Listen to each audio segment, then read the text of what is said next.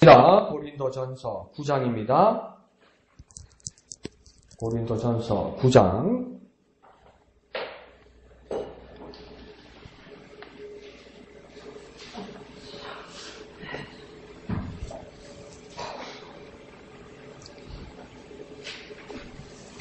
고린도전서 9장 1절에서 12절까지, 1절부터 12절까지 다 같이 한 음성으로 읽겠습니다. 시작. 내가 자유인이 아니나 사도가 아니냐?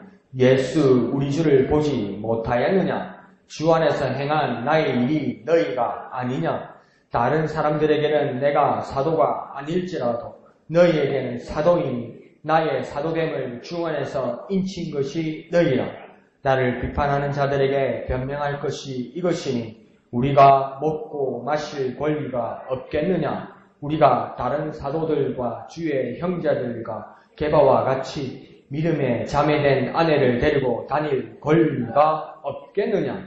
어찌 나와 바나바만 일하지 아니할 권리가 없겠느냐? 누가 자기 비용으로 군복무를 하겠느냐? 누가 포도를 심고 그 열매를 먹지 않겠느냐?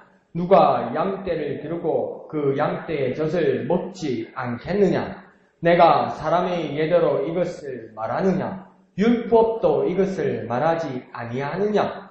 모세의 율법의 곡식을 밟아 떠는 소에게 마음을 씌우지 말라 기록하였으니 하나님께서 어찌 소들을 위하여 염려하심이냐?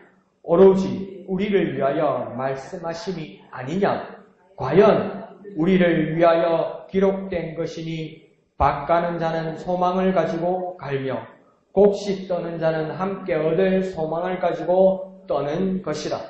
우리가 너희에게 신령한 것을 뿌렸은즉 너희의 육적인 것을 거두기로 과하다 하겠느냐? 다른 이들도 너희에게 이런 권리를 가졌거든 하물며 우리일까 보냐? 그러나 우리가 이 권리를 쓰지 아니하고 범사에 참는 것은 그리스도의 복음에 아무 장애가 없게 하려 함이로다. 아멘. 오늘 본문을 보면 은혜롭기도 하지만 뭔가 이 바울의 심사가 불편합니다. 그러니까 가장 많이 반복되는 말이 여러분 기분에 어떤 말이 가장 반복되는 것 같습니까? 오늘 본문에. 은혜로운 거 찾지 말고요. 거룩한 거 찾지 말고요. 어떤 말이 가장 많이 반복되는 것 같습니까? 뭐 하느냐, 않느냐 이러잖아요. 뭐 하느냐, 않느냐 이렇게 말하는 거 뭡니까? 딱 느낌 뭡니까? 눈 동그랗게 뜨고 딱 쳐다보면서 하는 거 아니냐 이런 거 뭡니까? 따지는 것 같잖아요. 지금 따지는 겁니다, 바울이. 뭐 하느냐, 느냐, 야만 있어요. 그러다가 내가 이러면 안 되지 싶은가 마지막에 그리스도의 복음에 그래 우리도 시작은 이러하였을지라도 우리가 중간에 마음 상하는 일이 있을지라도 결론은 뭐가 나가야 됩니까? 그리스도의 복음과 하나 되는 모습으로 우리가 마무리를 지어야 되는 거예요. 거꾸로 믿음으로 기대를 가지고 소망을 가지고 교회에 왔다가 마음 상하고 눈 흘기고 하면서 나 저거 다시 안 볼 거다 하면서 그렇게 교회 나가버리면 허도한 거요. 이때까지 예수 잘 믿고 기도 열심히 하고 찬양 열심히 예배 많이 해놓고 나중에 예수가 어딨나 이런 식으로 나가면요 헛사는 거 아니에요. 그러니까 한편으로는 바울의 마음을 이해하고 그러나 그 결론은 언제나 무엇이 되어야 됩니까? 오직 그리스도의 복음의 그 중심을 우리가 살아야 된다 이 말입니다. 이해하시죠? 그래서 오늘 본문을 보면 바울에게 뭔가 뭐 찾으세요? 아직 못 찾았어요? 오늘 본문을 보면 바울이 뭔가 맺힌 게 있는 것 같습니다. 그러니까 뭔가 모함도 받고 차별도 받고 무시도 당한 것 같습니다. 그러니까 바울이 지금 뭘 하냐면 항변하는 겁니다. 항변하면서 자기의 입장을 지금 세우는 거죠. 그러니까 자기가 정당하다는 것을 자기의 정당성을 제기하고 있습니다. 그러면서 그럼에도 불구하고 이 모든 어려움과 두려움과 어떤 고통스러움과 어려움과 모함 가운데 있을지라도 나는 뭘 하겠다고 이야기합니까? 나는 그 무엇을 택할 것이다. 그 어떤 어려움에도 불구하고 내가 바른 길을 택할 것이다. 그것으로 결단하는 겁니다. 그러니까 우리는 거꾸로 가고 있을 때가 많다는 거죠. 내가 믿음으로 오고, 내가 기쁜 마음으로 오고, 내가 소망을 가지고 여기에 나오는데 누구 때문에 기분 안 좋고, 누구 때문에 기분 상하고, 어떤 분위기가 안 좋고, 컨디션이 안 좋아서 그러니까 나쁘게 이렇게 마무리를 짓는 경우도 있는데, 바울은 뭐냐면 그럼에도 불구하고 나는 한 가지를 선택할 것이고 나는 그것을 결단하고 살아갈 것이다 이렇게 이야기하는 겁니다. 그러니까 저와 여러분도 어떤 어려움이나 억울함이나 차별이나 한이 있을 수 있습니다. 심지어 교회에 소망을 가지고 왔는데 교회 가운데서도 그런 일이 있을 수도 있습니다. 그런데 그런 일 때문에 좌절하거나 포기하거나 스스로 자기 자신을 자학해서는 안 된다는 것입니다. 오히려 자부심과 믿음을 다시 발견하고 그것을 유지하려고 노력해야 된다는 겁니다. 어디에서요? 그리스도 안에서, 교회 안에서, 예배 안에서, 기도하는 가운데 그렇게 해야 된다는 겁니다. 그러면 우리는 어떤 사람이 되어야 하냐면 그럼에도 불구하고 나는 포기하지 아니하고 그럼에도 불구하고 나는 지켜야 하고 그럼에도 불구하고 나는 고백하고 결단해야 된다 이렇게 선언하라는 겁니다. 그러니까 어떤 상황들이 나를 힘들게 하고 어떤 상황들이 나를 두렵게 하고 어떤 상황들이 나를 화나게 하고 어떤 상황들이 나를 재짓게 하는 상황들이 많이 있다는 거예요. 그리고 심지어 내가 이 교회 안으로 들어오기 전에 내가 어떤 불행한 일을 겪고 어떤 나쁜 것을 보고 어떤 거룩하지 못한 것을 보고 그것을 행동하고 웃을 수도 있다는 거예요. 그렇지만 이 자리에 나오고 주님 앞에 선 이상은 그럼에도 불구하고 나는 고백하고 그럼에도 불구하고 나는 믿음을 선포한다. 이런 믿음을 가져야 된다는 겁니다. 그걸 입술로 고백해야 된다는 겁니다. 그러니까 반전시키는 방법이 뭐냐면 이 단어를 이 말을 꼭 잊어서는 안 됩니다. 그럼에도 불구하고 나는 고백한다. 나는 선언한다. 나는 믿음을 지킨다. 나는 주님을 바라본다. 그런 삶을 살아가는 저와 여러분이 되시길 부탁드립니다. 혀가 꼬부라질지라도 눈이 돌아갈지라도 눈 다시 한번 힘주고 목을 고추 세우고 선언하십시오. 그럼에도 불구하고 그렇게 살아나가는 저와 여러분 되시길 부탁드립니다. 한번 해볼까요? 그럼에도 불구하고 나는 고백한다. 나는 선언한다. 나는 믿음을 가진다. 그렇게 살아가는 저와 여러분 되시길 부탁드립니다. 아픈 자리에, 고난의 자리에, 핍박의 자리에, 정말 장애물의 자리에, 슬픈 자리에 그것을 꽉 쥐고 그것을 딱 쳐다보고 선언하십시오. 그럼에도 불구하고 나는 너와 관계없다. 나는 너를 떠나겠다. 나는 고백하겠다. 나는 믿음을 지키겠다. 나는 복음을 선언하겠다. 나는 진리를 선포하겠다. 그렇게 살아나가는 저와 여러분 되시길 부탁드립니다. 저와 여러분의 삶 가운데 그 한 가지를 떠올리십시오. 힘들게 하는 것, 두렵게 하는 것, 핍박 주는 것, 고난 주는 것, 죄 가운데 있게 하는 것, 연약하게 하는 것, 그것을 하나님 지금 선언하십시오. 그럼에도 불구하고 나는 일어서리라. 그럼에도 불구하고 나는 믿음을 지키리라. 그렇게 살아가는 저와 여러분 되시기를 부탁드립니다. 이 시간 기도할 때에 주여 그럼에도 불구하고 믿음 위에 서게 하여 주시옵소서. 어떤 상황에도 그럼에도 불구하고 그 자리를 돕고 믿음을 지키는 우리가 되게 역사하여 주시옵소서. 주님의 크게 한번 부르고 다 같이 기도합니다. 주여. 그럼에도 불구하고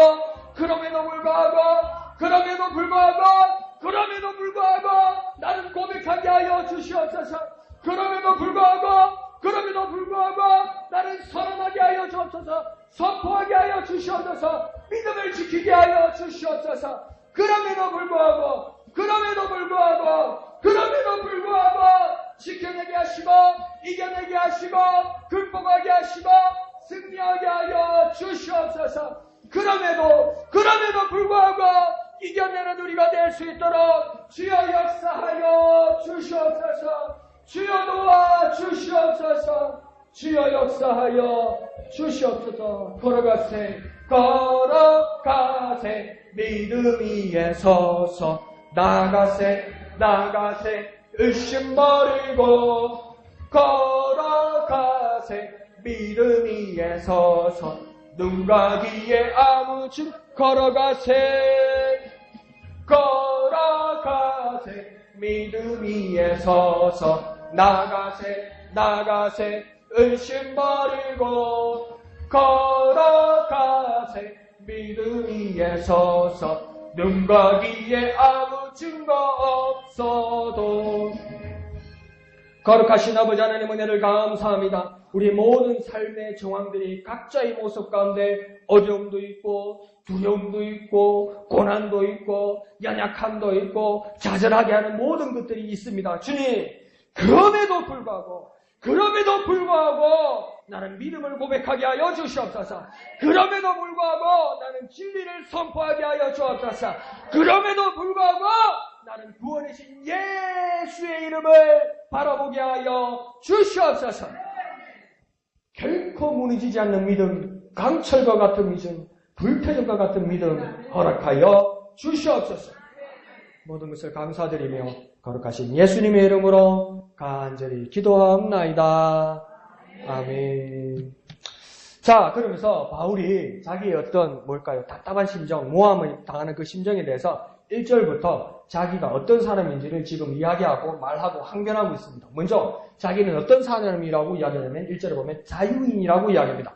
바울이 왜 자유인이라고 이야기하냐면 자기 조국 이스라엘이 비록 로마의 식민지에 있었지만 그는 로마의 시민권을 가지고 있었습니다. 그래서 무엇입니까? 억울하게 재판받지 아니하고 로마의 시민권으로서 황제에게 항소할 수 있을 것만 같은 항소할 수 있을 때까지, 그러니까 그 레벨까지, 그 단계까지 높은 지위를 가지고 있었던 사람입니다. 그리고 그 사람은 이스라엘 사람으로서 그는 베냐민 지파의 사람이라고 이야기했습니다. 베냐민 지파는 어떤 사람이냐면 남북에 이스라엘이 갈려질 때 남쪽에는 유다의 예루살렘이 있었고 나름대로 자기들이 정통을 지키고 그것을 어기지 않는 사람들이라고 이야기했을 때 남아있던 남쪽의 이스라엘 지파는 누구냐면 유다 지파와 베냐민 지파거든요. 그래서 유다 지파와 베냐민 지파가 상당히 자기들의 정통성을 가지고 믿음을 저버리지 않은 사람들이라고 믿음을 가지고 있었던, 가문을 가지고 있었던 사람입니다. 그래서 나름의 남유다의 정통성을 가지고 있었던 사람입니다. 그리고 그가 또 어디 출신이라고 하냐면 길리기아 다소 출신이라고 합니다. 그러니까 길리기아 다소가 뭐냐면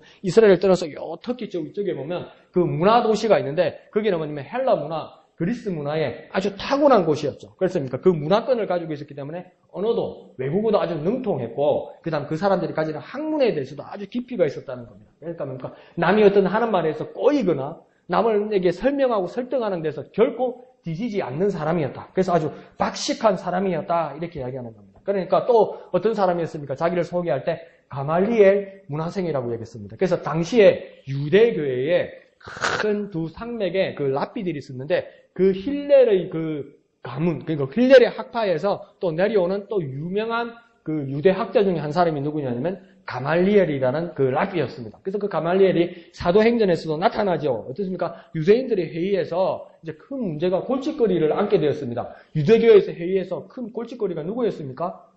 예수쟁이들이라. 이 골치 아픈 기라. 어디서 이 또라이들이 모여가지고 막 이상한 짓거리를 하는데 사람은 더 많이 모여요. 골치 아픈 거라. 그러니까 잘못 모여가 요즘으로 따지면 신천지 같는 거라. 분명히 잘못되는데 억수로 모이는 거라. 근데 유대교에서는 이게 한 세트로서 골치 아픈 사람들이었어요. 그래서 유대의 어떤 지도자들이 모였을 때 그때 나타났던 한 사람이 누구냐면 이 가말리엘이라는 선생이 그때 그대로 아직 살아 있었어요. 그래서 이 사람이 뭐라고 하냐면 한번 두고 보자고 이야기하는 거예요. 뭐랍니까? 드다나 유다라는 사람이 이스라엘에 있는 그 지역에 있는 사람들을 막 이렇게 선동을 해서 자기들끼리 모였다는 건데 그 사람들이 오래 가느냐는 거예요. 다 흩어지더라는 거예요. 그와 마찬가지로 만약에 이들에게 하나님의 뜻이 있고 그들이 전하는 게 진리이면 그들이 하나님께서 지켜주실 것이고 만약에 그것이 잘못된 것이면 유다의 드다와 그 사람들과 같이 흩어질 것이라고 이야기하죠. 그 말했던 사람이 누구입니까? 그 사람이 가말리엘이에요.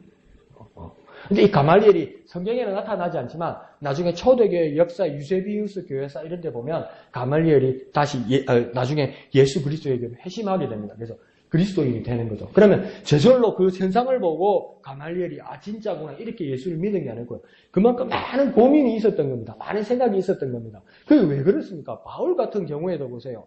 한 번에 그냥 확 뒤집어졌다고 우리는 그렇게 생각하고 그렇게 믿고 있어요. 그러니까 다메섹 도상에서 주님의 음성을 듣고 눈이 멀게 되고 그래서 그러니까 나중에 아나니아를 통해서 안수받고 눈을 떠서 그 이후로 즉시 뭡니까? 사람들에게 복음을 전했다고 그렇게 생각하고 있어요. 근데 그거는 성경에서 순간순간을 기록해 두었기 때문에 그런 거예요. 그게 틀렸다는 게 아니고 순간순간을 다 기록해야 되는데 전체를 다 기록할 수 있는데 순간순간을 기록했으니까. 그러면 바울은 어떻게 그렇게 순간에 헌신할 수 있었을까? 바울요, 고민이 많았던 거예요. 자기가 유대주의자로서의 상당한 정통성을 가지고 이 섹트들이 잘못되었다는 것을 분명히 알고 있는데 왜 자꾸 이런 사람들이 이런 일이 일어날까? 왜 이 예수쟁이들이 이 놀란 일들이 일어나고 이들이 계속 모이고 놀란 역사들이 일어날까? 왜 구원이라는 것을 이야기할까? 막 고민이 되는 거죠. 그러니까 거기에서 뭡니까? 성경을 잘 살펴보면 사도행전에서도 바울이 다메섹 도성에서 그 한 번의 행적이 나타나는 게 아니에요. 그 앞에 어디에서 나타납니까? 알고 있는데 모른 체 하는 거죠, 그죠? 스데반이 돌 맞아 죽을 때 거기 서 있었잖아요. 사울이 거기 서 있었잖아요. 근데 사울은 뭐 하고 있었습니까? 스데반을 돌로 치는 사람들 앞에서 사울이 뭐 하고 있었습니까? 돌 던지는 사람들, 유대인들 옷을 지키고 있었잖아요.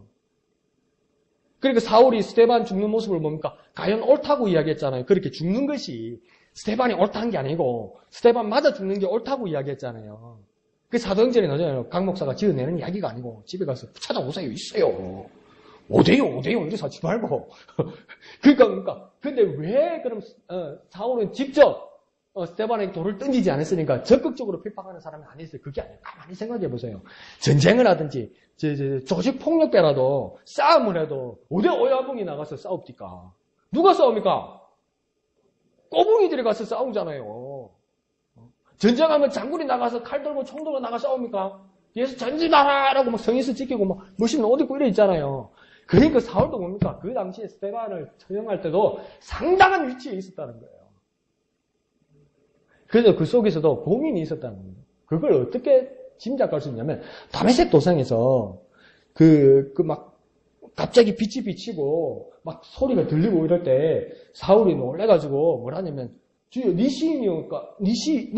이렇게 이야기. 제가 처음에 그 주님의 음성이 먼저 들리죠. 사울아, 네가 어찌하여 나를 핍박하느냐? 그 소리가 들리잖아요. 그러니까 사울이 뭐랍니까? 주님입니까? 이랬어요? 아니죠. 주여 니시오니까 이랬잖아요. 그때 뭐라고 대답합니까? 나는 네가 핍박하는 예수라 이렇게 이야기했어요. 근데 어떻게 그 말을 듣고 사울은 순간에 순종할 수 있을까요? 그게 하나님의 능력 아닙니까? 그러면 여러분의 믿음이 너무 좋아서 내가 할 말이 없긴 한데 일반적으로 사람은 그럴 수 없다고요. 그러니까 뭡니까? 그 바울에게 고민이 있었던 거야. 야, 이게 뭐지? 왜 이 사람들이 이러지? 심지어 구속영장을 가지고 예수쟁이를 잡으러 다메섹 쪽으로, 아람 쪽으로, 시리아 쪽으로 가고 있을지라도 마음은 상당한 고민과 갈등이 있었는데 그 내관을 뭡니까? 주님께서 나타나셔서 다 터뜨리니까 뭡니까? 변화되기 시작하더라고요. 그러니까 뭡니까? 복음이 전해지는 거지. 아니 어느 날 갑자기 조직폭력배가 어느 날 갑자기 감옥에서 출소하고 나와서 판사 되는 거 봤습니까? 변호사 되는 거 봤습니까? 공부를 해가지고 사법고시를 쳐가지고 패스를 해요. 판사가 되든지 변호사가 되든지 되지. 대한민국에는 전과자는요 판사는 안 시켜주고 검사는 안 시켜준대요. 변호사는 돼도. 근데 그렇게 예수를 핍박하고 예수 믿는 사람을 핍박하던 사울이 어느 날 갑자기 복음을 전하는 사람이 어떻게 되겠습니까? 그러니까 주위 사람들도 이해가 안 가는 거예요. 그러니까 막 복음 전하니까 나중에 사람들이 뭡니까? 유대주의자들 저 가만히 안 놔둘게 나면서 결단하잖아요. 저 확 죽이 뺄 거다. 내가 저거 안 죽이면 내가 죽든지 뭐 술을 낼 거라고 막 그 모의를 하잖아요. 그러니까 어떻게 됩니까? 성에다가 바구니에다 줄을 달아가지고 도망시키잖아요. 그리고 그 사도들도 예수님의 제자 사도들도 초대교회 교인들도 사울이 회심했다고 이제 주님의 사람이 되었다고 이야기하니까 믿습니까? 안 믿습니까? 안 믿어요.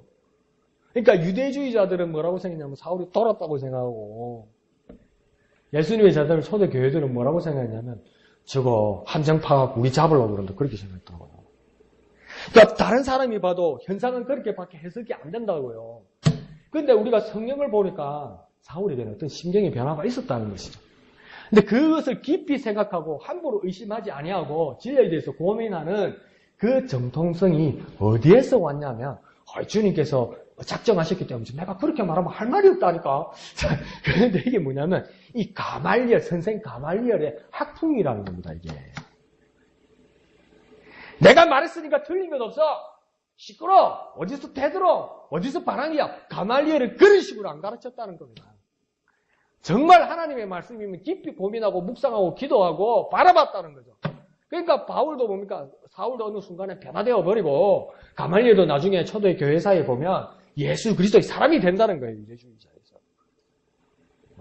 그렇게 바울은 자기 자신을 그런 자유인이라고 이야기하고 있는 겁니다. 그러면서 또 뭐라고 합니까? 내가 사도가 아니냐? 이렇게 이야기합니다. 근데 사도란 말은 사실은 뭐냐면 헬라어로 말하면 아포스톨로스라고 했는데 이거 몰라도 됩니다. 근데 무슨 뜻이냐면 보내심을 받았다는 뜻입니다. 사도는. 근데 어떤 보내심을 받았다고 이야기하면 사실은 특별한 보내심을 받은 사람들을 사도라고 이야기합니다. 그러니까 사도란 뜻은 뭐냐면 정의의 사도, 그거 맞는데 정의의 사도는 뭐 짱갑니까? 캐살입니까? 뭐 옛날 만화야. 그런 사도가 아니고 여기서 사도는 뭐냐면 특별한 보내심을 받은 자들을 사도라 하는데 그러면 성경에서 특별한 보내심을 받은 자를 할 때 이 보낸 자가 누구겠냐는 겁니다. 누가 보냈다는 겁니까? 예수 그리스도께서 보내셨다는 겁니다. 그러면 예수 그리스도께서 누구를 보내셨다는 겁니까? 예수님의 제자를 보냈다는 겁니다. 그러니까 당시에 지금도 일반적으로 이야기하는 겁니까? 사도라는 것은 뭐냐면 예수 그리스도의 제자를 말합니다. 그러니까 12제자 중에 그 11사람들 그리고 나중에 편입되게 된 마띠아 그러면 그 12명의 제자들 이 사람들만 사실은 사도라고 그랬다고요. 그러니까 뭐 신사도주의자들이나 오늘날 뭐 특별한 뭐 이상한 그 은사주의자들이나 미국이나 한국에 들어와 있는 은사주의자들, 신사도주의자들 보면 그 직분 중에 성경에도 바울도 그렇게 지적하지 않았느냐. 목사가 있고 교사가 있고 감독이 있고 사도가 있고 선생이 있고 사도가 있지 않느냐. 그러니까 여전히 사도가 있어야 된다고 믿는 거예요. 그러니까 사도가 지금 있습니까? 없습니까? 없어요. 사도란 사람은 없어요. 왜 없습니까? 교회가 썩어서 안 그렇습니까? 그게 아니고요.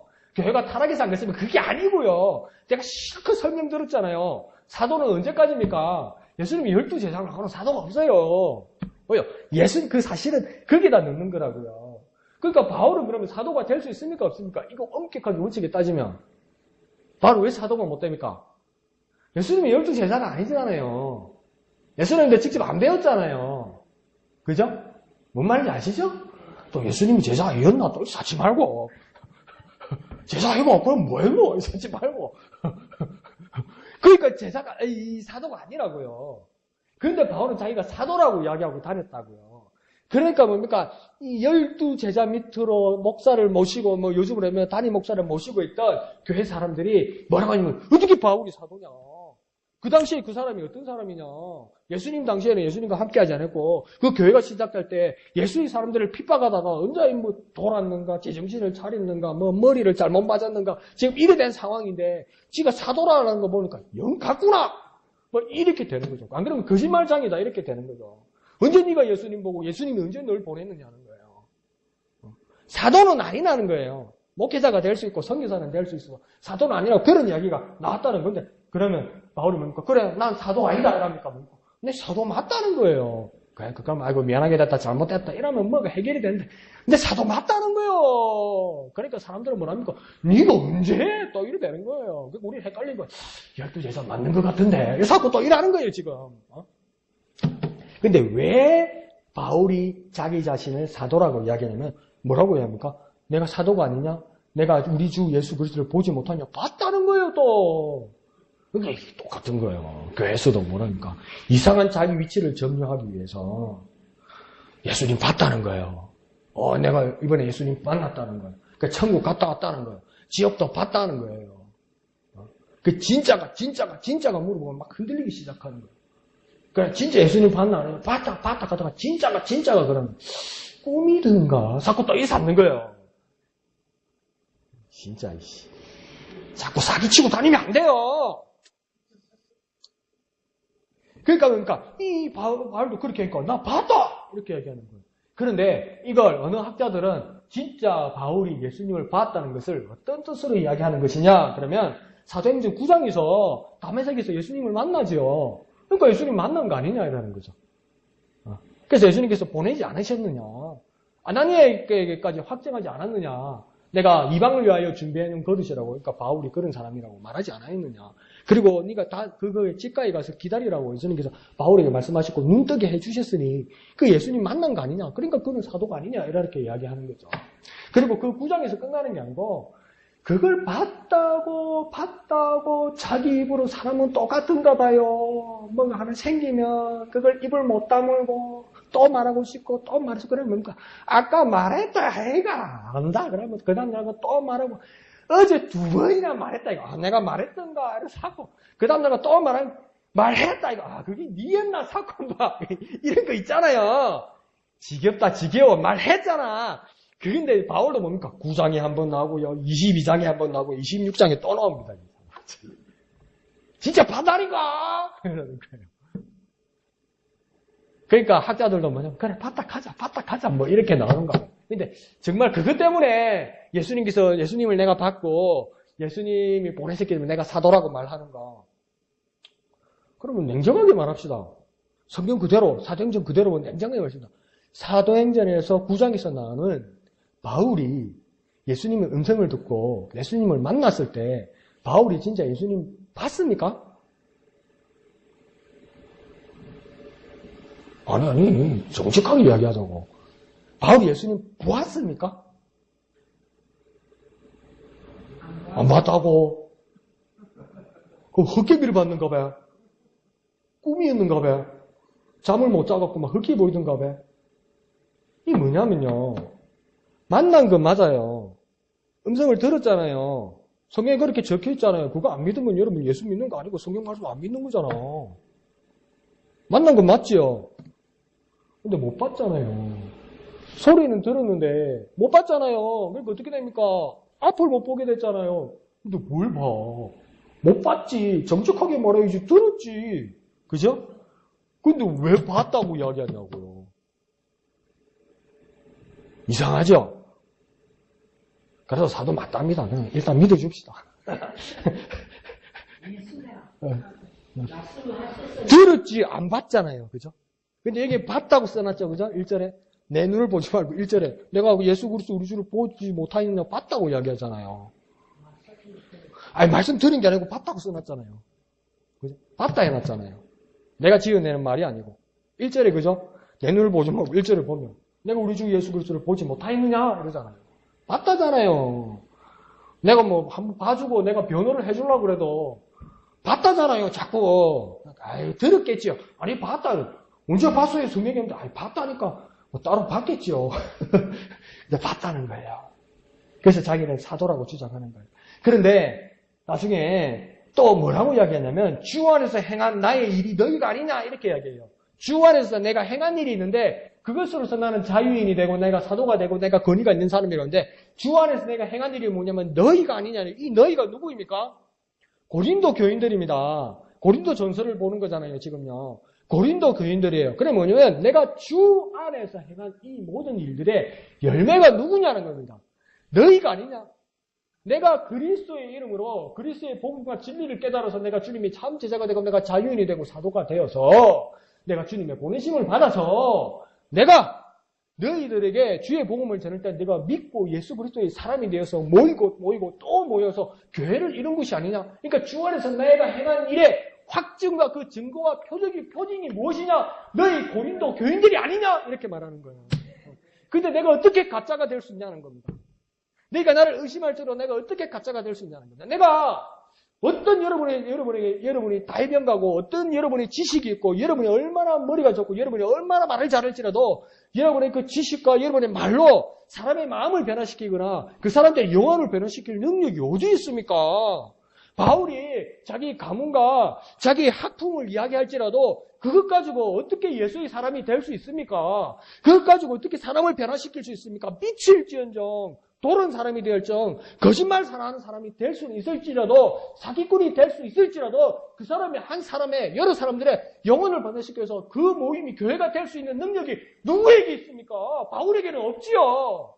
그러면 바울에게서 누가 역사하신 것입니까? 예수 그리스도께서 역사하신 거라는 거예요. 그러니까 바울은 뭐라고 이야기하냐면 예수 그리스도께서 나를 보시고 나에게 나를 보내셨기 때문에 예수 그리스도 직접 나를 보내시고 예수 그리스도 내 안에서 직접 일하셨기 때문에 이 영혼이 구원받고 교회에 대한 역사가 일어난 것이 너희들이 증거가 아니냐라는 거예요. 그러면 내가 그리스도의 보내심을 받은 것이 어떻게 아니냐는 거예요. 그래 내가 사도가 아니냐 이러는 거예요. 이해하시죠?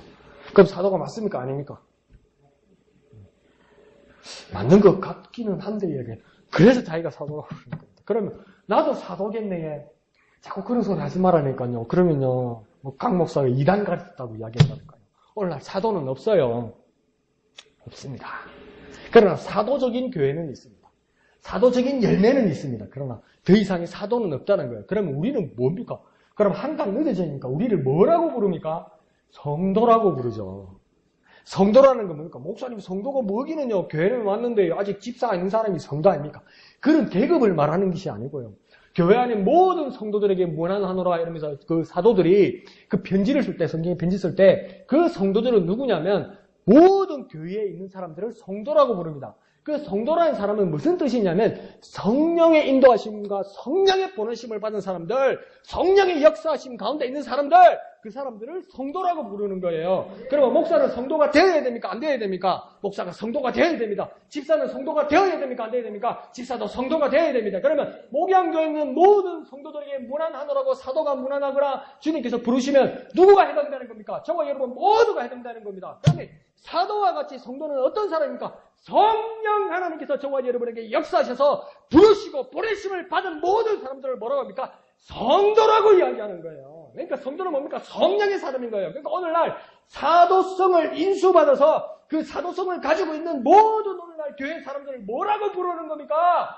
성도라고 부르는 거예요. 성도라고 부르는 거예요. 성도이면서 목사고, 성도이면서 형제고, 성도이면서 자매고, 성도이면서 집사가 되는 거예요. 근데 오늘날 보니까 목사는 목사인데 성도가 아니라 멀리서 부를 때 집사네 이러는데 하는 짓은 성도가 아니라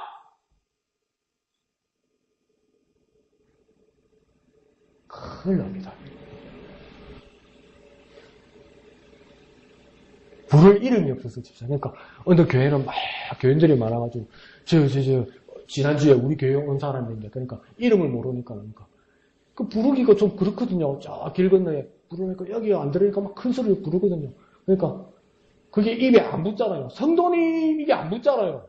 그러니까 직분도 모르면서 그냥 대놓고 집사님 이래요. 이게 집사고 뭐 동네 파는 엿도 아니고 이게 예? 엿보다 못한 게 막 성도고 이렇게 되는 거죠. 아니요. 성도는 성령께서 부르시고 성령께 보내심을 받은 모든 주님의 사람들을 보니까 성도라고 보는 겁니다. 그러니까 바울은 뭐냐면 나는 사도이다. 그리고 성도의 역할을 하는 사람이라고 이야기하고 주님의 종이라고 그렇게 얘기하는 거죠. 그래서 2절에서는 바울을 뭐라 하면 어떤 사람들이 나 바울을 보고 가짜 사도라고 말할지라도 그 열매인 너희 고린도 교인들에게는 최소한 예수님의 보내심을 받아 사역하며 맺은 열매라는 것을 주 안에서 인친 것임을 이렇게 말해요. 이 말은 뭡니까? 주 안에서 인쳤다는 뭡니까? 틀림없다는 겁니다. 틀림없다는 말은 뭡니까? 누구도 부정할 수 없다는 겁니다. 누구도 부정할 수 없다는 건 뭡니까? 확실하다는 겁니다. 저와 여러분은 뭡니까? 그리스도 안에서 인침받은 사람이 되어야 된다는 겁니다. 성도란 사람은 성령께서 저와 여러분을 예수 이름으로 부르시고 하나님의 뜻을 따라 하나님의 보내심, 성령의 보내심을 받은 사람이라면 그것이 저와 여러분의 모임이라면 이는 뭡니까? 주 안에서 인친 저와 여러분이 된다는 겁니다. 주 안에서 저와 여러분은 뭡니까? 주님의 확실한 도장을 찍었다는 겁니다. 유행가도 그러잖아요. 이름 붙여 내 가슴에 그 다음 뭡니까? 이름도 다음 뭡니까? 확실한 사랑에 뭡니까? 눈 감지 말고 확실한 사랑에 뭡니까? 도장을 찍어 그러잖아요. 알면서 왜 모른 척해요? 밖에 나가서 노래방에서 잘 부르면서 확실한 사랑에 뭘 찍습니까? 도장을 찍는다고 그러잖아요. 그러니까 이와 마찬가지로 주 안에서 너희가 인침받았다는 말은 뭡니까? 주 안에서 도장을 확실하게 찍어서 이건 확실한 것이라서 변하지 않는 것이라는 거예요. 그 열매가 너희가 아니냐 이렇게 말하는 겁니다. 그러니까 저와 여러분에게 가장 확실한 것은 무엇입니까? 목양교회에 우리 교회에 사도적 사역과 역사가 일어난다고 믿어야 된다는 겁니다. 사도적 사역과 역사, 그 성령의 역사가 일어난다고 믿는 우리는 뭡니까? 주 안에서 인침받아서 결코 우리는 버림받지 아니하고 꼭 주님 안에 있다는 것을 믿을 수 있는 그 근거가 된다는 겁니다. 왜요? 주 안에서 인침받았으니까. 인침이 뭡니까? 실컷 말씀드렸잖아요. 도장 찍는 거라고요. 불도장을 확 찍어서 변하지 않게 하는 거라고요. 누구도 못 뺏어가게 만드는 거라고요. 그러니까 목양교회는 사도적 사역과 역사가 일어나고 있다는 겁니다. 그 어떤 세력과 권위도 바꿀 수 없고 취소할 수 없고 곧 하나님의 자녀인 여러분이 있기 때문에 우리 목양교회는 어떤 교회가 되는 겁니까? 저와 여러분의 지금 모임은 어떤 모임이 되는 겁니까? 사도적 교회가 되는 겁니다. 주님께서 보내시고 주님께서 함께 하시는 교회가 된다는 겁니다. 사도적 역사가 일어나는 교회가 된다는 겁니다. 그러면 이 밤은 어떤 밤이 되겠습니까? 사도적 역사가 일어나는 이 교회의 모임이 되는 것이고 저와 여러분은 어떤 사람이 되겠습니까? 사도적 사역의 열매가 되는 저와 여러분이 되는 겁니다. 그러니 목양교회는 어떤 교회가 되겠습니까? 사도적 교회가 되는 거예요. 오늘날 사도는 없어도 저와 여러분의 그 교회는 어떤 교회가 되는 겁니까? 사도적 교회가 되는 거예요. 왜 사도적 교회가 되는 겁니까? 주 안에서 저와 여러분이 인침받았고 주 안에서 저와 여러분이 역사 가운데 있고 성령께서 저와 여러분께서 부르시고 함께 하시는 역사가 저와 여러분 이 방 가운데 일어나기 때문에 이 모임은 사도적 모임이 되는 것이고 이 교회는 사도적 교회가 되는 것이고 저와 여러분은 사도적 열매가 되는 거예요. 근데 어떻게 내가 떨어져 나갈 수 있고 어떻게 내가 배반할 수 있고 어떻게 내가 뒤로 바라볼 수 있고 내가 어떻게 좌절하거나 포기하거나 모든 것을 버려버릴 수 있다는 거죠. 결코 그럴 수 없다는 겁니다. 왜요? 주 안에서 인침바 되었기 때문이라는 겁니다. 그러므로 여기 목양교회는 사도적 교회입니다. 저와 여러분은 사도적 열매입니다. 이것은 결코 변하지 않습니다. 그 믿음을 가지는 저와 여러분 되시길 부탁드립니다. 한번 해볼까요? 목양교회는 사도적 교회다. 우리는 사도적 열매다. 변하지 않는다. 변하지 않는다. 왜 변하지 않습니까? 주 안에서 인침받았기 때문이에요. 주 안에서 도장을 찍었기 때문이에요. 그러면 저와 여러분이 큰 믿음 가지는 저와 여러분 되기를 부탁드립니다. 목양교회는 사도적 교회입니다. 이밤 저와 여러분 이 모임은 사도적 모임입니다. 저와 여러분은 사도적 열매입니다. 주 안에서 인침받아서 결코 변하지 않는 진리임을 깨닫는 저와 여러분 되시기를 부탁드립니다. 여기는 사도적 교회입니다. 나는 사도적 열매입니다. 여기는 사도적 교회입니다. 나는 사도적 열매입니다. 이렇게 믿음으로 고백하는 저와 여러분 되시기를 거룩하신 예수님 이름으로 축원드립니다. 이 시간 주님의 이름 크게 한번 부르고 믿음을 고백하는 저와 여러분 되시기를 부탁드립니다. 다 같이 기도하겠습니다. 주여! 목양교회는 사도적 교회임을, 목양교회가 사도적 교회임을, 우리는 사도적 열매임을 믿고 인정하고 고백하는 우리가 되게 하여 주옵소서. 주 안에서 인침받은 우리임을, 주 안에서 도장 찍힘받은 우리임을 믿고 인정하는 저와 여러분, 저 우리가 될 수 있도록 주님 축복하여 주시옵소서. 주여 역사하여 주시옵소서. 목양교회는 사도적 교회임을, 우리는 사도적 열매임을, 목양교회는 사도적 교회임을, 우리는 사도적 열매임을, 결코 변하지 않음을, 결코 변하지 않음을, 결코 변하지 않음을 인정하는 우리가 되게 역사하여 주시옵소서. 함께하여 주시옵소서. 주님 온전히 역사하여 주시옵소서. 주님만을 의지합니다. 주여 역사하여 주시옵소서. 온전히 주님만을 의지합니다. 사도적 교회, 사도적 열매 결코 변하지 않음을 선언하게 하여 주시옵소서.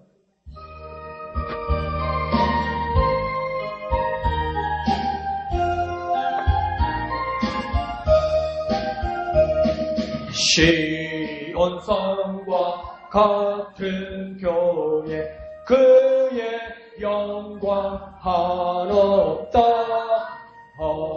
허락하신 말씀대로 주가 친히 세웠다. 반석 위에 세운 교회 흔들자가 누구랴. 모든 원수 애워싸도 아무 근심 없도다. 거룩하신 아버지 하나님 은혜를 감사합니다. 우리의 믿음이 결코 흔들리지 않게 하시고 우리 고백들이 반석 같은 믿음 위에 서게 하여 주시옵소서. 우리 목양교회는 사도적 교회임을, 우리 목양교회는 보내심을 받은 교회임을, 우리 목양교회는 예수 그리스도와 성령이 역사하시는 교회임을 믿고 선언하는 우리가 되게 하여 주옵소서.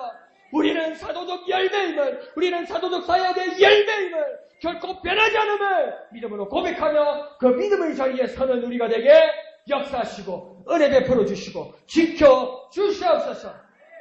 모든 것을 감사드리며 거룩하신 예수님의 이름으로 간절히 기도하옵나이다. 아멘. 근데 3절로부터 보면 바울이 계속 막 자기에게 모함하고 자기를 힘들게 하고 막 그래 했던 이야기들을 막 하나하나 짚어가면서 그 변명하고 왜 너희들이 나한테 왜 그렇게 했느냐, 왜 나를 차별하느냐, 지금 이거 이야기하는 겁니다. 그래서 3절에 뭐냐면 계속 비판이 있어 왔습니다. 그 3절로 계속 비판이 있어 오면서 4절은 뭐라고 합니까? 심지어 먹고 마시는 권리를 가지고 다시 말하면 이 말은 무슨 말이냐면 영접받고 대우받는 것도 차별받았다는 겁니다. 그러니까 또 사도라고 인정해준다면 인정은 해줄게. 근데 사도라고 다 사도가 또 이렇게 되는 거죠. 반장이 따로 있다, 아이가. 베드로 아이가 막 이러고. 니 말 잘 못하잖아. 근데 말 잘하는 아볼로 있잖아. 뭐 이런 식으로. 그 니는 선교사라서 한 교회를 잘 못 있더라. 한 2년, 3년, 길면 3년, 6개월, 1년하면서 맨날 돌아다니더라. 니 교인들하고 싸워서 쫓겨났나. 먹고, 이러니까 뭔가 차별 대우받더라는 겁니다. 먹고 마시는 권리에 대해서는 차별받더라는 것이죠. 자, 5절에서는 뭐랍니까? 다른 사도들과 같이 내가 아내 없는 것, 아내를 내가 데리고 믿음의 자매를 데리고 다닐 권리가 없느냐? 다른 사도들은 부부간에 공동사역을 하면서 다녔던가 보죠. 그런데 바울은 어떤 소리 들은 겁니까? 녹총각 호랍이라고 비난받았던 것 같습니다.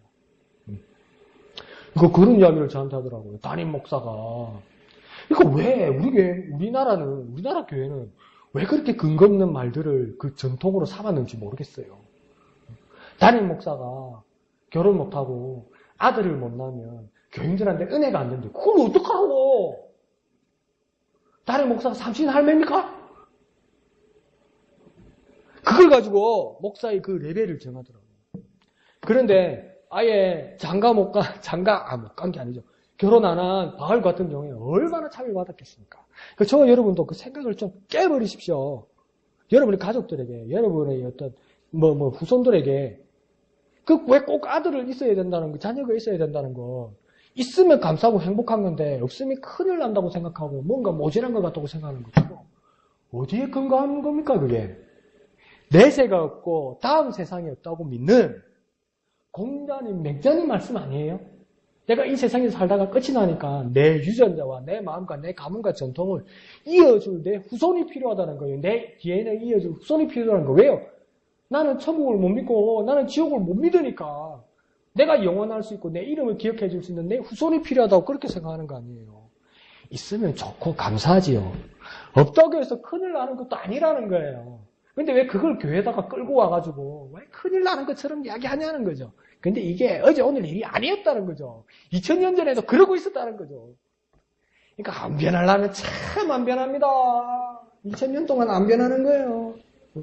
그러니까 바울도 그런 차별을 받았다는 겁니다. 6절은 뭐랍니까? 내가 일하지 않을 권리가 있지 않느냐 이렇게 하는 거죠. 왜 그렇게 이야기하냐면 바울과 바나바는 6절에서 보면 자신이 사역 외에 일을 내서 자기 생활비를 벌었던 것 같습니다. 그런데 다른 사도들은 어떻게 있었던 겁니까? 교회에서 생활비, 사례비를 제공받고 있었던 거죠. 그럼 누가 옳습니까? 바울처럼 자기가 사역을 하면서도 자기 생활비를 벌면서 일하는 게 옳습니까? 안 그러면 교회에서 생활비를 제공받는 게 옳습니까? 이제 바울이 그걸 물어보는 거예요. 뭐가 옳습니까? 뭐가 옳다고 바울이 말합니까? 그 바울도 잘 모르겠다고 이야기하는 거예요. 그런데 왜 뭐가 옳고 뭐가 그러다고 왜 그런 식으로 말하고 있냐는 겁니다. 뭐든지 왜 OX로 이야기하냐는 겁니다. 나는 김민기고 알면 아니다. 나 그런 사람 제일 무서워요. 잘못한 걸 고쳐야지 왜 끝까지 갑니까? 못 먹어도 고우 왜 그런 짓을 합니까? 가다가 잘못됐으면 돌이켜야죠. 왜 못 먹어도 고웁니까? 못 먹는 거 뱉어야죠. 못하는 건 돌이켜야죠. 7절에는 뭐라고 이야기합니까? 그렇게까지 이야기해요. 7절에서 가만히 생각해봐라. 군복무하는 군인이 월급 받지 지 돈 쓰면서 군대 다니더냐? 이렇게 이야기하는 거죠. 포도 농사 지었는데 그 포도 열매가 지 것이지 어디 남의 것이더냐? 양을 키웠는데 그 양이 젖은 목자의 것이 당연한 것처럼 바울의 사역이 그렇게 다른 사도와 마찬가지로 고귀한 가치가 있다 이 말입니다. 내가 지금 교인들에게 사람들에게 내가 선교비를 내가 지원받지 않고 내가 생활비를 벌어서 내가 쓴다고 그래서 내가 다른 사도들보다 내가 못해서 내가 가치가 없어서 내가 정말 못하고 궁색한 사람이라서 내가 이 일을 하는 것이 아니라는 거예요. 나도 충분히 그렇게 대우받을 가치가 있는 사람이라는 거예요. 내가 스스로 이 일을 한다고 그래서 내가 부족한 사람이라 모질한 사람이 아니라고 지금 바울이 이야기하는 건데 그러면 뭘 반증하는 겁니까? 무시하는 사람이 많았다는 거예요. 우리 이 말씀을 보면서, 성경을 보면서, 야, 바울이 그 교회를 위하여, 주님의 나라를 위하여 정말 많은 일을 했구나. 신약 시대에 바울이 없었으면 어떻게 했을까? 우리는 그런 이야기를 하고 있는데, 그 당시는 바울이 그러니까 차별 대우받고 정말 모진 소리 많이 들었다는 겁니다. 그러니까 저와 여러분이 예수 믿는 것 때문에 좀 위축되고, 좀 차별받고, 좀 힘들게 살고, 나중에요, 정산하면 쫙 바뀐다는 겁니다. 주님 앞에 섰을 때, 그거 정확하게 주님께서 계산하셔서, 주님의 눈으로, 주님의 저울로 여러분 가장 높은 자리로 세워주실 거라는 겁니다. 이제. 자, 그러면서 8절에서 9절은 그 이치와 율법을 뜨집니다. 뭐라고 합니까? 사람의 예로도 하나님의 법으로도 보라. 내가 사람이 아니고 소를 예로 들지만 그걸 왜 그렇게 드는지 한번 들어보라고 이야기합니다. 뭐라고 이야기합니까? 8절에 곡식을 밟아 떠는 소의 입에 망을 씌우지 않는다. 이렇게 말합니다. 이게 무슨 말인지 아시겠습니까? 곡식을 밟아 떠는 소의 입에 망을 씌우지 않는다. 이게 뭔 말입니까, 이게? 뭐 하나님 말씀이니까 아멘 해. 믿음 좋습니다. 대단합니다, 여러분. 근데 이게 뭐지 좀 쉬운 일입니다. 이게 추수하는데 타작하는데 그 나라에서 소를 쓴 거예요. 소를 쓰는데 너무 자식이 배고프다고 막 나랑 먹고 곡식 먹으면 우리나라 먹으니까 좀 패잖아요. 너무 시키지. 어디 주인님 걸 먹는데. 이스라엘 그러지 않았다는 거예요. 농사 짓는데 소 고생했다는 거예요. 봄부터 여름 내도록 고생했다는 거예요. 이제 추수할 때 이 소를 쓰는데 그때는 뭡니까? 소 입을 열어줬다는 거예요. 못 먹게 이렇게 빵을 안 씌웠다는 거예요. 열어줬다고. 왜 열어줬습니까? 나랑 먹으라고. 왜 나랑 먹으라고 합니까? 일한다고 고생했다고. 그러니까. 우리가 마음을 열면 보인다니까. 근데 그거 안 보고 마음을 씌우지 말하면 뭘까? 이래서 하면 안 된다고. 그러니까 이 뭔 말이냐면 소도 고생해서 고생한 걸 인정해서 일하는 동안 고생했다고 먹여주려고 망을 벗겨주는 것이 주인의 마음인데 말은 뭐냐고. 이 무슨 뜻인지 알겠습니까? 내가 소새끼보다 못하나? 이 말입니다. 바울 지금. 내가 소보다 못하나? 내가 소보다 일을 안 했나? 내가 하나님 앞에서 사역하고 목회하고 선교하는 이 일이 내가 소보다 못하나? 이 말입니다. 그러니까 뭡니까? 이 개척해가지고 고린도 교회를 세워놓고 다른 목회자들 몇 개 놨더니 지인들끼리 싸우면서 바울은 소 취급도 안 했다는 거예요, 이게. 네. 근데 내가 그럴 권리가 없느냐 이렇게 말하는 거지. 이거 정말 처절한 이야기입니다, 이게. 정말 처참한 이야기입니다. 그러면서 9절 하반절에 내가 소만 가지고 말하는 것이겠느냐? 주님의 적으로 내가 하는 사역이 소의 일보다 가치가 없느냐? 이렇게 반문합니다. 그러니까 자꾸 그 말이 나오는 거예요. 오늘 보면서 느냐? 이런 거예요. 느냐? 따지냐? 계속 따지는 거예요. 왜 그러냐 니네들 진짜? 내가 진짜 잘못한 거냐? 네 생각이 옳으냐? 그럼 내가 이렇게 잘못한 거냐? 내가 이렇게 가치가 없느냐? 이렇게 물어보는 거지. 그러면서 10절은 또 이렇게 말합니다. 밭을 가는 자도 곡식을 떠는 자도 똑같이 가지고 있는 것이 있다고 10절에는 말합니다. 밭을 가는 자도 곡식을 떠는 자도 똑같이 가지고 있는 것이 뭡니까? 10절에 보면 뭘 가지고 있습니까? 10절에 보면 뭘 가지고 있습니까? 소망이라요. 소망. 이 땀과 피를 흘리는 일에 마지막에 그 변화되고 가지게 될 그 소망 때문에 내가 고생한다는 거예요. 고난과 비난과 어려움도 내가 감수할 수 있다는 거예요. 뭐 때문에요? 그 소망 때문에 가지고 있다는 거예요. 저와 여러분이 고난받고, 저와 여러분이 어려움 겪고, 저와 여러분이 힘들고, 저와 여러분이 고생하고, 저와 여러분이 이해가지 않지만 기도하고, 예배하고, 말씀 보고, 그러면서 또 매달리고, 또 교회로 오고, 실패하지만 또 교회로 오고, 죄를 짓지만 또 교회를 오고, 힘들고, 눈물 흘리고, 땀 흘리고, 헌신하고, 봉사하고, 고생하면서도 또 교회로 와서 또 주님을 바라보고, 왜 그러고 있습니까? 누구는 식당 사역하는 일로, 누구는 청소하는 일로, 누구는 기도하는 일로, 누구는 예배를 빠지지 않는 일로, 누구는 누구를 위하여 중보 기도하는 일로, 왜 이렇게 고생하고 있습니까? 뭐 때문에 그러고 있습니까? 오늘 본문에서는 10절에서 뭐 때문에 그런다고 합니까? 각자의 자리에서 봉사하고 헌신하고 고생하는 그 이유가 뭐라고 오늘 10절에서 이야기합니까? 각자의 모습을 가질지라도 동일한 한 가지가 있어요. 그것은 소망 때문이라고 이야기하는 거예요. 그러면 그 소망이 뭐냐는 겁니다, 도대체. 이 소망 좋은 거네요. 근데 그 소망이 뭐냐는 겁니다. 그럼 어떤 사람은 그렇게 생각할 겁니다. 예, 하늘나라에서 보상? 하늘나라에서 하나님 주시는 상급? 예, 좋습니다. 그것도 소망이 되겠죠. 그 보상과 상급과 주님의 상주심을 바라보고 살아가는 것, 지금의 고난을 감내하는 것, 그거 맞죠? 그것이 소망이 될 수 있죠? 믿으시면 아멘 합시다. 자, 그러면 그 보상과 상급, 그것이 어떤 모양일까요? 그 하늘나라에 가서 받는 그 보상과 상급이 어떤 모양이고 어떤 것일까요? 큰 상, 그러니까 어떤 거냐고요? 얼만큼이 아니고 어떤 거냐고요? 구체적으로 말해볼까요? 무엇이냐고요? 그러니까 막 천국 갔다 왔다 하면서 간증하는 사람이 누구는 다이아몬드 왕관을 주고 누구는 금관을 주고 누구는 은관을 주는데 누구를 본 게 개털 모자를 주더라. 이 개털 모자가 누구고 그러니까 어느 교회의 유명한 목사인데 세상에서 다 누리고 나니까 가져갈 게 없어 개털을 주더라. 이러는데 좋다. 누구는 개털 모자를 쓰고 누구는 다이아몬드 왕관을 쓴다고 치자고요. 그래 하늘나라 가서 다이아몬드 관을 가지고 어디다 쓸랍니까? 하늘나라에도 어디 전당포가 있던가요? 하늘나라에도 은행이 있던가요? 그 어디다 팔아먹어서 그게 얼마짜리인지 그게 무슨 의미가 있습니까? 맞을 수도 있는데 아닐 수도 있는 거예요. 그걸 진짜라고 믿고 기도하면서 다이아몬드 이래서 하면요. 이수일과 심순애와 김중배밖에 안 나와요, 여러분. 그 가치라는 거예요. 우리가 상상할 수 없는 가치라는 거예요. 하나님 나라에 주시는 보상과 그 상감은 우리가 상상할 수 없는 것, 정말 놀라운 것이 그게 있을 거라는 거예요. 그러니까 그걸 뭐라고 전문용어로 해야 됩니까? 기대하시라, 개봉박두 이렇게 되는 거예요. 이렇게. 우리가 상상할 수 없는 것이 나타나는 거예요. 그러니까 제한하지 마세요. 내가 여기서 못 먹고 못 산다니까 돈이요. 그 돈 가지고 하늘 나가서 어디 가서 뭐 사 먹을 거예요. 네. 우리가 상상할 수 없는 것이 우리에게 올 것이라는 겁니다. 그런 소망을 가지고 살아가는 것이다. 10절에서 그렇게 해야 됩니다. 11절에서는 뭐라고 해야 합니까? 사도로서의 사역도 이렇게 신령한 것인데 이 신령한 것을 뿌리고 심었으면 신령한 것이 아닌 이 육적인 세상적인 그 무엇을 대가로 얼마를 가지는 것이 내게 어찌 과하다 말하겠느냐 이 말입니다. 이 말이 뭐냐면요. 내가 하는 이 거룩한 사역, 저와 여러분이 교회 안에서 봉사하고 헌신하고 또 목사가 말씀 전하고 여러분이 전도하고 예배하는 이 거룩한 일들은 다 뭡니까? 신령한 거라는 거예요. 전부 다. 신령한 거라는 거예요. 이 신령한 일을 하는 것. 바울은 이 모든 일에서 신령한 것을 뿌리고 심어서 그 모든 일에 매진하였는데 이건 신령한 거라는 거예요. 그런데 육적인 것, 그러니까 그 세상적인 것, 내가 신령한 것을 심었기 때문에 이 세상에서 내가 신령한 대우를 받고 신령한 것 달라고 하지 않는다는 거예요. 여러분.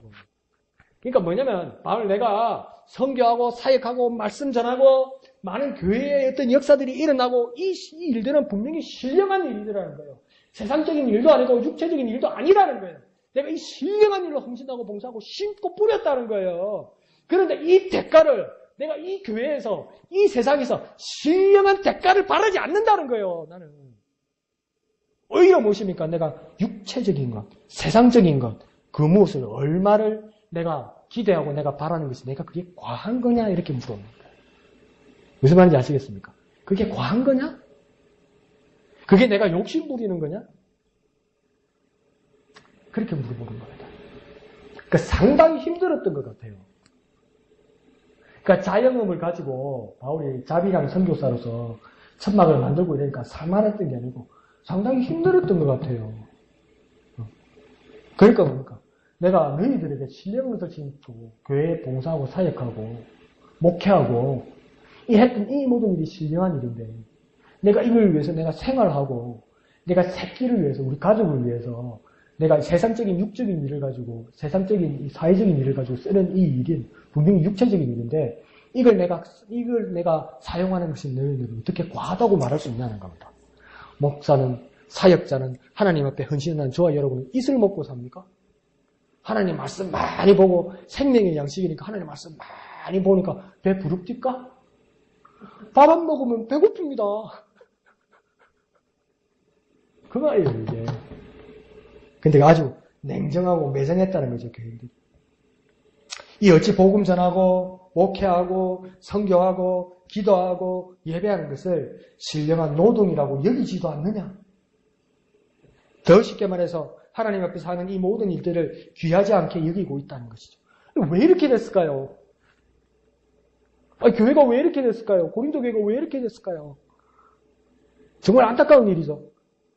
근데 이게 뭡니까? 오늘날 우리 모두에게 있는 일이라는 거예요. 그게 더 안타까운 일이죠. 그러니까 이 일들이 고린도 교회에 이 문제들이 해결이 되었으면 제가 볼 때는 하나님의 뜻에 의해서 고린도 전후서나 성경이 안 들어있었을 것 같아요. 해결됐으니까 다시는 그 일이 없을 테니까 이런 문제가 없을 테니까 하나님은 어떤 겁니까? 영원하신 분이죠. 그래서 하나님은 뭡니까? 과거와 현재 미래를 하나에서 다 보시는 분이죠. 앞으로 분명히 일 또 일어난다는 거 아셨어요, 하나님이. 이런 문제가 고린도 교회에서 안 끝나고 일어난다는 걸 아셨어요. 그러니까 뭡니까? 자, 고린도 전후서 넣어라 이렇게 된 거죠. 그냥 너가 안 되겠다 읽어라. 2018년에도 꼭 읽어야 된다. 그리고 너 고쳐야 된다. 2018년에 끝날 것 같으냐? 내년에 또 다른데 또 문제 생길 거라는 겁니다. 그러니까 이 말씀을 가지고 우리가 깨어 있어야 된다는 거죠. 말씀을 붙들면서 항상 깨어보고 우리 자신을 바라보아야 된다는 것이죠. 그 말을 하는 것입니다. 자, 그러면서 그럼에도 불구하고 12절에 바울은 분명히 말합니다. 뭐라고 합니까? 나는 권리를 가졌다. 뭐랍니까? 다른 이들도 너에게 이런 권리를 가졌거든. 이 말은 뭡니까? 하물며 우리를 까보냐? 나 바울도 그런 권리를 가졌다. 그러나 나는 무엇입니까? 이 권리를 쓰지 않는다. 이렇게 이야기합니다. 나는 분명히 권리를 가졌고 나는 분명히 그만큼 가치가 있는 사람이고 나는 분명히 포기하지 않는 사도성을 가지고 있는 사람이고 그럼에도 불구하고 내가 이 권리를 쓰지 않는 이유가 있다. 이 말은 뭡니까? 중반절에서 뭐랍니까? 그러나 우리가 이 권리를 쓰지 아니하고 범사에 참는 것은 뭐라고 해야 합니까? 없어서 참는 것이 아니라 범사에 참는 것은 뭐랍니까? 결론에서 그리스도의 복음에 아무 장애가 없게 하려 함이라 이렇게 말하는 겁니다. 그러니까 그리스도의 복음을 위해서 내가 참고 그리스도의 복음을 위해서 내가 희생하고 그리스도의 복음에 중심을 두고 내가 이 모든 일을 하는 거라는 거예요. 그러니까 오늘 새벽에 우선 재물을 먹든지 그 앞에 결혼을 문제를 가든지 오늘 지금 저게 사도가 아니다. 저게 뭐 이상한 사람이다. 그렇게 말하든지 내가 무시를 당하든지 이 모든 것을 참고 감내하고 포기하고 양보하고 모든 것을 할 수 있는 게 뭡니까? 내 중심에 내 삶을 중심에 내 가운데 센터에 뭐가 있어야 된다는 겁니까? 그리스도의 복음! 이를 위해서는 내가 감내할 수도 있고 이를 위해서는 내가 양보할 수도 있고 이를 위해서는 내가 헌신할 수도 있고 이를 위해서는 희생할 수도 있고 이를 위해서는 내가 권리를 내가 당당하게 잡을 수도 있다는 겁니다. 뭘 위해서요? 그리스도의 복음을 위해서요. 그리스도의 복음을 위해서요. 혹시 일이 그리스도의 복음을 전하는 일에 복음이 나가는 일에 복음이 증거되는 일에 자기가 된다면 내가 당연히 참고 내가 당연히 포기할 수 있다는 겁니다. 그러면 이게 누구에게만 하는 말이 아니라 저와 여러분 모두에게 하는 말인데 저와 여러분의 마음의 중심에 삶의 중심에 가정의 한가운데 여러분의 일 한가운데 무엇이 그 한가운데 있습니까? 무엇이 한가운데 있습니까? 냉정하게 말해서 요즘 뭐가 안 좋은데 요즘 뭐가 먹고 싶은데 요즘 뭐가 필요한데 요즘 뭘 사야 되는데 요즘 뭐 어디를 가야 되는데 예수님한테 도와달라고 했죠. 아유 귀한 일입니다. 근데 그 중심에 예수가 있습니까? 그 일이 있습니까? 여전히 내 문제는 안 풀리고 있고 여전히 나는 어려움이 있고 여전히 나는 이건 필요한데 이것이 여기 있더라도 나는 주 예수의 그리스도의 복음이 내가 한가운데 있어서 주 예수 그리스도의 복음을 붙들 때 그리스도 안에서 이 문제들이 모두 풀려진다면 이 모든 문제들이 풀려질 때 이 문제나 이 해결된 것에 내가 바라보지 않고 그리스도의 복음 때문에 이 문제들이 모두 해결되고 그리스도의 복음이 중심에 있어서 이 모든 일들을 이끌어간다는 것을 그 믿음을 고백하는 저와 여러분의 삶이 되어야 합니까? 무엇이 중심입니까? 무엇이 중요합니까? 작년에 무슨 영화처럼 무엇이 중요한디? 무엇이 더 중요한디? 도대체 뭐가 중요한디? 바울이 물어보는 겁니다. 무엇이 중요한디? 아우, 내 자유인이라 안 불러도 좋다. 나 무식한 사람이라고 불러도 좋다. 사도, 그거 떼가라. 밥 먹고, 대우받고, 그거, 이거 아주 좋다. 가져가라. 근데 뭐만 내게 있고, 뭐만 내게 중심이 있어야 된다는 겁니까? 어제 그리스도의 복음이 내 한가운데 있어야 된다는 거죠. 그러니까요, 똑같은 말인데도요, 장에서 일단 한번 먹어봐. 다 나가, 일단 한번 먹어봐. 애들은 가라 하면서 일단 한번 먹어봐. 세상에 그런 약이 있습니까? 머리 아프고, 배 아프고, 관절 아픈데 한꺼번에 듣는 약이 세상에 어디 있습니까? 근데 있다는 거요, 장에 가면. 일단 한번 먹어봐라는 거요. 그러니까 일단 한번 먹어봐라는 뭡니까? 믿어봐라는 거요. 에이, 안 해서면 안 되지. 일단 한번 먹어봐라는 거요. 일단, 아멘 아니라니까. 정신 차리셔. 일단 한번 그 사람들 장에서는 뭡니까? 믿어봐라고 이야기한다니까요. 이거 뭐가 중심에 서 있는 겁니까? 그 약이 서 있는 거죠. 그렇기 때문에 뭡니까? 내 병들이 낫는다고 믿는다는 거죠. 근데 그거 아니라는 거예요, 우리는. 내 삶에 어떤 일들과 어떤 상황이 있을지라도 그리스도의 복음이 내 한가운데 있어야 되고, 내가 그리스도의 복음을 위해서 무엇을 희생하고, 무엇을 가지고, 무엇을 극복하고, 이것이 그리스도의 복음이 내 중심에 있어야 된다는 겁니다. 이게 정말 이해가 가는데, 이게 내 삶으로 실천하는데 얼마나 큰 결단이 필요한지 모릅니다, 저 여러분. 앞에 말한 것처럼 설사 그럼에도 불구하고 내 가운데 뭐가 있어야 됩니까? 그리스도의 복음이 있어야 된다는 거예요. 그럼에도 불구하고 내 평화가 있고, 그럼에도 불구하고 내 행복이 있고, 그럼에도 불구하고 내게 돈이 있고, 이 말이 아니고요. 예수 이름 때문에 내게 내게 돈이 있고, 예수 이름 때문에 내가 건강이 있고, 이 말이 아니고요. 내가 정말 불행하고, 내가 정말 아프고, 내가 여전히 문제가 풀리지 않고 힘들지라도, 그럼에도 불구하고 내 중심에 뭐가 있어야 되는 겁니까? 그리스도의 복음이 내 중심에 있어야 된다는 거예요. 저 여러분이 이 밤 결단하기를 원합니다. 결단하기를 원하는데 또 쓰러지고 또 잊어버리고 또 실패할지라도 다시 한번 세워야 되는 것이 내 중심에 무엇입니까?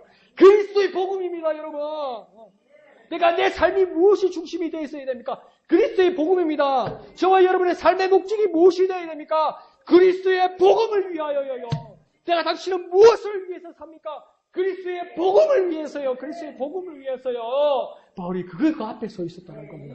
저와 여러분도 그 앞에 서 있기를 원합니다. 그럼에도 불구하고 나는 그리스도의 복음을 위하여 산다. 그럼에도 불구하고 아이고 찌질아 궁상아 네 앞길이나 잘해라 네 앞가림이나 잘해라 그렇게 비난하고 그렇게 나를 비웃는 사람들이 있고 마귀가 내 귀를 그렇게 속살거리고 지절거릴지라도 그럼에도 불구하고 나는 그리스도의 복음을 위하여 내 삶은 그리스도의 복음을 위하여 살아간다는 그 결단이 저와 여러분에게 일어나기를 부탁드립니다. 말은 맞는데 어려운데 그러면요. 한 번 하고요. 두 번 하고요. 세 번 하고요. 네 번 하고요. 계속 선포하는 거예요. 계속 부르짖는 거예요. 계속 말하는 거예요. 뭔가 그럼에도 불구하고 그리스도의 복음을 위하여 그럼에도 불구하고 그리스도의 복음을 위하여 나는 그럼에도 불구하고 그리스도의 복음을 위하여 살아가겠다. 그렇게 살아가는 저와 여러분 되시길 부탁드립니다. 그것이 비록 십자가일지라도 그것이 비록 고난일지라도 비록 그것이 죽음과 순교의 자리일지라도 내가 그리스도의 복음의 자리라면 그럼에도 불구하고 그리스도의 복음을 위하여 굳건히 나아가는 저와 여러분 되시기를 그 삶의 중심이 되시기를 거룩하신 예수님의 이름으로 축원드립니다. 이 시간 찬송하신 후에 다 같이 기도하도록 하겠습니다.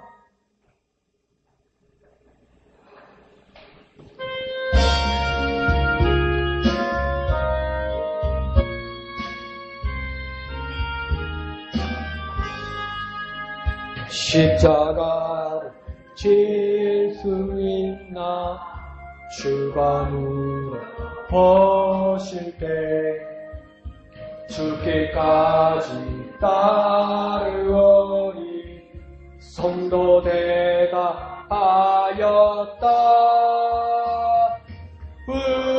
우리의 심령 주의 것이니 주님의 형상 만드소서. 주 인도 따라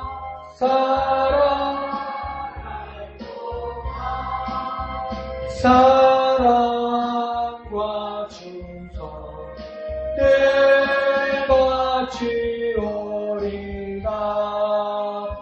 너는 기억하고 있나 구원받은 강도를 그가 회개하였을 때 나원 허락받았다. 우리의 심령 주의 것이니 주님의 형상 만드소서. 주 인도 따라 살아갈 동안 사랑과 충성 뜻받지오리다. 걱정 근심 어두운 그늘 너를 둘러 덮을 때 주께 내려 맡기겠나 최후 승리 믿으며 우리의 심령 주의 것이니 주님의 형상 만드소서 주 인도 따라 살아갈 동안 사랑과 충성을 바치오리다. 이런 일 다 할 수 있나 주가 물어보실 때 용감한 자 바울처럼 선뜻 대답하리라.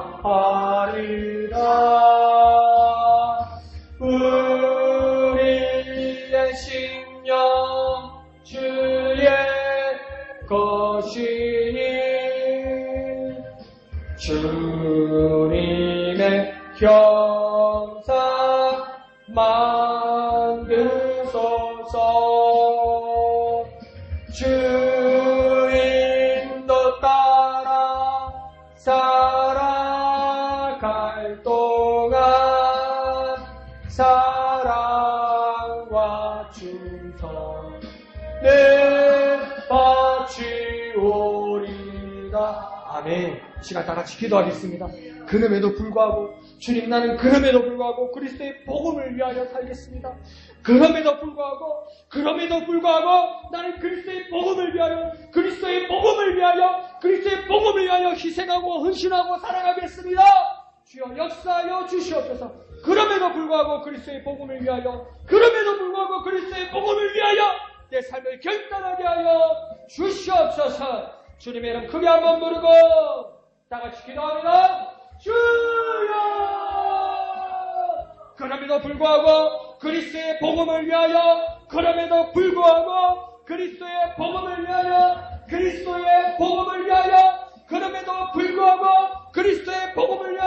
희생하고 헌신하고 주님 앞에 나아가게 하여 주시옵소서. 감내하게 하시고 참게 하시고 희생할 수 있도록 주님 나를 붙들어 주시고 주님 내 가운데 역사하여 주시옵소서. 내 삶이 그리스도의 복음을 위하여, 내 삶이 오직 그리스도의 복음을 위하여, 그리스도의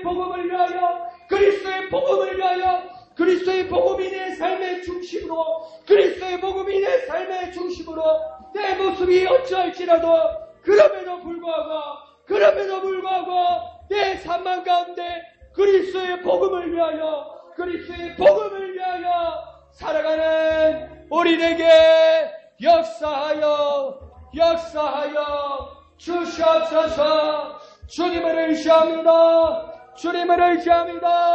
주여 역사하여 주님 인도하여 주시옵소서. 그럼에도 불구하고 그리스도의 복음을 위하여 살아가는 우리에게 도와주시옵소서.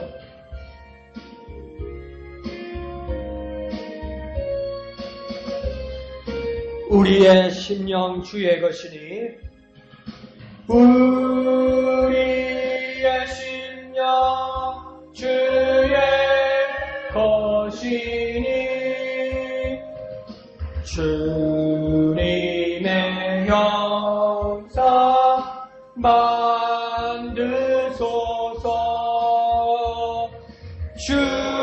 주인도 따라 살아갈 동안 사랑과 충성을 바치오리다. 거룩하신 아버지 하나님 은혜를 감사합니다. 그럼에도 불구하고 우리의 삶이 어떠할지라도 그럼에도 불구하고 내 삶의 중심에 그리스도의 복음을 위하여 살아가게 하여 주옵소서. 내 삶 가운데 오직 그리스도의 복음을 위하여 네 삶의 목적이 무엇이냐고 물어볼 때 그럼에도 불구하고 나는 그리스도의 복음을 위하여 살아갑니다. 당당히 고백하고 결단하는 우리가 되게 하여 주옵소서. 주님의 형상을 닮아가는 우리가 되게 하여 주시옵소서. 참 그리스도인의 삶을 살아갈 수 있도록, 참 그리스도인이 될 수 있도록, 참 예수의 사람이 될 수 있도록, 참 사도성의 성도가 될 수 있도록 주님 우리 가운데 은혜 베푸시고 역사하여 주시옵소서. 오직 그리스도의 복음을 위하여 다시 일어서는 우리가 되게 은혜 베풀어 주시옵소서. 모든 것을 감사드리며 거룩하신 예수님의 이름으로 간절히 기도합나이다. 아멘. 하늘에 계신 우리 아버지, 아버지의 이름을 거룩하게 하시며 아버지의 나라가 오게 하시며 아버지의 뜻이 하늘에서와 같이 땅에서도 이루어지게 하소서. 오늘 우리에게 일용할 양식을 주시고 우리가 우리에게 잘못한 사람을 용서하여 준 것 같이 우리 죄를 용서하여 주시고 우리를 시험에 빠지지 않게 하시고 악에서 구하소서. 나라와 권능과 영광이 영원히 아버지의 것입니다. 아멘. 하나님, 날마다 우리가 선포하고 고백하게 하여 주옵소서. 그럼에도 불구하고 우리 상황이 어떠할지라도 그럼에도 불구하고 나는 그리스도의 복음을 위하여 살아가게 하여 주시옵소서. 그리스도의 복음을 중심에 두고 살아가는 우리가 되게 하여 주옵소서. 오직 그리스도의 복음을 위하여 살아가는 우리가 될 수 있습니다.